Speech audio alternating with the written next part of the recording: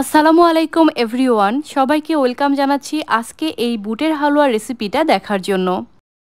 বুটের হালুয়া রেসিপি হয়তোবা অনেক দেখেছেন, তবে আমি যেরকমভাবে তৈরি করেছি এই রেসিপিটা একবার দেখে নেন।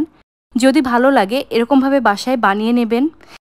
এরকমভাবে হালুয়াটা বানালে হালুয়ার টেস্ট খুবই ভালো হয়, আমার কাছে তো খুবই ভালো লাগে। এই হালুয়াগুলো বানিয়ে ডিপ ফ্রিজে অথবা নর্মাল ফ্রিজে রেখে অনেক দিন পর্যন্ত সংরক্ষণও করতে পারবেন। এখানে আমি 1 কেজি পরিমাণে বুটের ডাল ভিজিয়ে রেখেছিলাম রাতে। প্রায় 7-8 ঘন্টার মতো ভিজিয়ে রাখা হয়েছিল। এবার এই ডালগুলোকে ভালোমতো ধুয়ে সেদ্ধ করে নিতে হবে। তবে এখানে যেই পরিমাণ ডাল আছে এটার অর্ধেক পরিমাণ ডাল দিয়ে আমি হালুয়া তৈরি করব। বাকি ডালটা দিয়ে তরকারি রান্না করে নেব। আমি একটা কড়াইয়ে ডালগুলো ধুয়ে দিয়ে দিলাম। প্রায় 1/2 কেজি ডাল দিয়ে আমি এখানে বুটের হালুয়া তৈরি করব। এবার এখানে পানি দিয়ে দেব প্রায় ডাবল পরিমাণে। যে পরিমাণ ডাল আছে তার ডাবল পরিমাণে পানি ব্যবহার করেছি। তবে এখানে যে পরিমাণ পানি আমি প্রথম অবস্থায় ব্যবহার করেছি, পরবর্তীতে আবারও এতগুলো পানি আমার অ্যাড করতে হয়েছে। চুলায় কড়াইটা বসিয়ে দিয়েছি, বুটটা ভালোমতো সেদ্ধ না হওয়া পর্যন্ত জাল করতে হবে। বুটগুলো সেদ্ধ হওয়ার আগে পানি শুকিয়ে গেলে আবারও পানি অ্যাড করতে হবে। খুব শখ করে আজকে কড়াইয়ে ডাল সিদ্ধ দিয়েছিলাম, তবে আমার 1 ঘন্টার বেশি সময় লেগেছে সেদ্ধ হতে।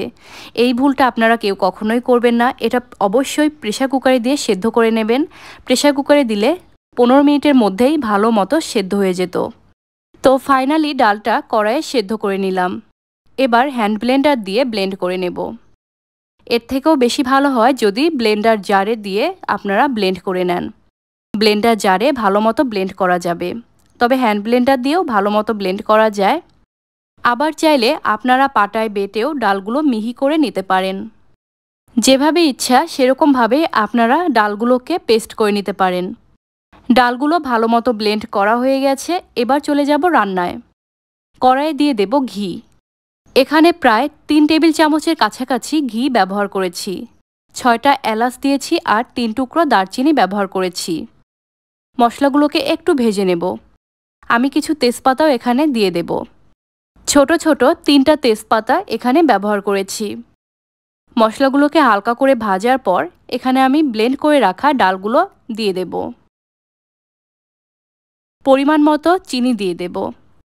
এখানে চিনি লেগেছে 2 কাপের মতো। চিনি দেওয়ার পর আমি এখানে লিকুইড মিল্ক অ্যাড করে দেব। জাল করে রাখা লিকুইড মিল্ক 2 কাপের মতো ব্যবহার করেছি। আমি সবগুলো উপকরণ মাঝারি সাইজের চায়ের কাপ দিয়ে মেপে ব্যবহার করেছি। হালুয়া তৈরিতে চিনি আর দুধের পরিমাণটা নির্দিষ্ট করে দেওয়ার কিছুই নেই, আপনার পছন্দ মতো কম বেশি ব্যবহার করতে পারবেন। চিনিটা টেস্ট অনুযায়ী ব্যবহার করতে হবে, আর দুধের পরিমাণটা একটু বাড়িয়ে ব্যবহার করলে হালুয়াটার টেস্ট সুন্দর হবে। জাল করতে করতে একটা পর্যায়ে হালুয়াটা এরকম টাইট হয়ে আসবে। চিনির পানি আর দুধটা যখন শুকিয়ে আসবে তখন এরকম টাইট হয়ে আসবে।